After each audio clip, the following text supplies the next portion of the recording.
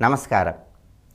మన్మథనామ సంవత్సరంలో కార్యసిద్ధిని పొందటానికి, అదేవిధంగా ఉద్యోగ వ్యాపారాలలో విశేషంగా రాణించటానికి, ఆర్థిక సంక్షోభాల నుండి సులభంగా బయటపడటానికి తులారాశి వాళ్ళు ఈ సంవత్సరం మొత్తం ప్రతిరోజు ఒక ప్రత్యేకమైన శ్లోకాన్ని చదువుకుంటూ శాస్త్రములో చెప్పబడిన విధంగా కొన్ని సూచనలను పాటించాలి.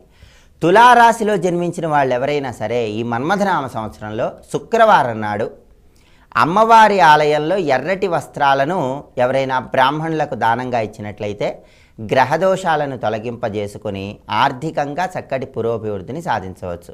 అలాగే తులారాశిలో జన్మించిన వాళ్ళు సోమవారం నాడు శివాలయంలో బ్రాహ్మణులకు గోధుమలు దానంగా ఇవ్వటం ద్వారా కూడా గ్రహదోషాలను నివారింపజేసుకోవచ్చు.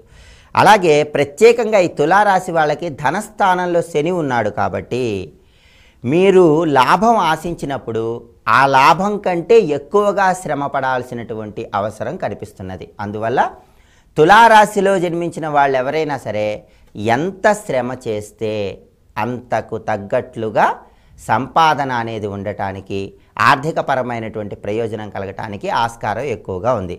ప్రత్యేకంగా తులారాశిలో జన్మించిన వాళ్ళు ఏలిన నాటి శని ప్రభావం నుండి బయటపడటానికి శనివారం నాడు రావి చెట్టు దగ్గరకు వెళ్ళి రావి చెట్టు మొదట్లో ఆవాల నూనెతో దీపాన్ని పెట్టి ఆ రావి చెట్టు చుట్టూ ప్రదక్షిణలు చేయాలి. ఇలా చేస్తే శనీశ్వరుల వారి యొక్క అనుగ్రహాన్ని పొంది ధనపరమైనటువంటి విషయాలలో మంచి సత్ఫలితాలను సిద్ధింపజేసుకోవచ్చు.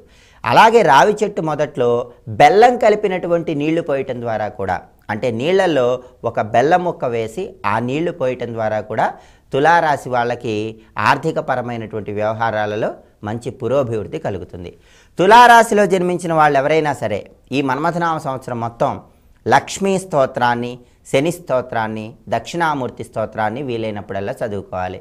అలా చదువుకున్నట్లయితే సకల కార్యాలలో సులభంగా జయాన్ని పొందవచ్చు. అలాగే తులారాశిలో జన్మించిన వాళ్ళు ప్రత్యేకంగా రావి చెట్టు ఉన్నటువంటి హనుమంతుడి ఆలయాన్ని శనివారం నాడు దర్శించాలి. అంటే ఎక్కడైనా సరే హనుమంతుడి ఆలయంలో ఒక రావి చెట్టు ఉండేలాగా చూసుకొని అలా రావి చెట్టు ఉన్నటువంటి హనుమంతుల వారి ఆలయాన్ని శనివారం నాడు తులారాశి వాళ్ళు దర్శించి ఆ హనుమంతుడి ఆలయంలో ఉన్న రావి చెట్టు చుట్టూ 21 ప్రదక్షిణలు చేసినట్లయితే మంచి సత్ఫలితాలను పొందవచ్చు. ఈ సూచనలు పాటిస్తూ తులారాశి వాళ్ళు మన్మథనామ సంవత్సరం మొత్తం కూడా మంత్రశాస్త్ర పరంగా ఏ శ్లోకాన్ని చదువుకోవాలో ఇప్పుడు మనం పరిశీలిద్దాం. ఖేళనః ఖేటకః ఖడ్గః ఖడ్గనాదః ఖగేశ్వరః ఖేచరః ఖడ్గనాథశ్చ గణనాథ సహోదరః. ఈ శ్లోకాన్ని ఈ సంవత్సరం మొత్తం కూడా తులారాశి వాళ్ళు వీలైనన్ని సార్లు చదువుకోవాలి.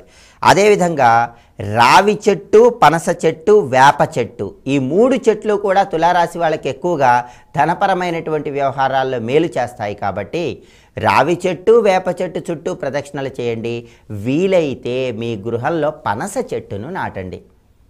పనస చెట్టును మీ గృహంలో నాటి ఆ చెట్టుకు నీళ్లు పోసినట్లయితే ధనపరంగా అత్యుత్తమమైనటువంటి శుభ ఫలితాలను పొందటానికి తులారాశి వాళ్ళకి అవకాశం ఎక్కువగా ఉంది. అలాగే శనివారం రోజు ఓం నమో వెంకటేశాయ అనేటటువంటి మంత్రాన్ని వీలైనన్ని సార్లు చదువుకోవటం ద్వారా కూడా ఆర్థిక సంక్షోభాల నుండి సులభంగా బయటపడవచ్చు. ఈ సూచనలన్నీ పాటిస్తూ తులారాశిలో జన్మించిన వాళ్ళు మన్మథనామ సంవత్సరం మొత్తం సర్వకార్యాలలో జయాన్ని సిద్ధింపజేసుకోవటానికి, ధనప్రాప్తికి మంత్రశాస్త్రపరంగా ఏ శ్లోకాన్ని చదువుకోవాలో ఇంకొకసారి చూద్దాము. మరి ఖేళనః ఖేటకః ఖడ్గః ఖడ్గనాదః ఖగేశ్వరః ఖేచరః ఖడ్గనాథశ్చ గణనాథ సహోదరః.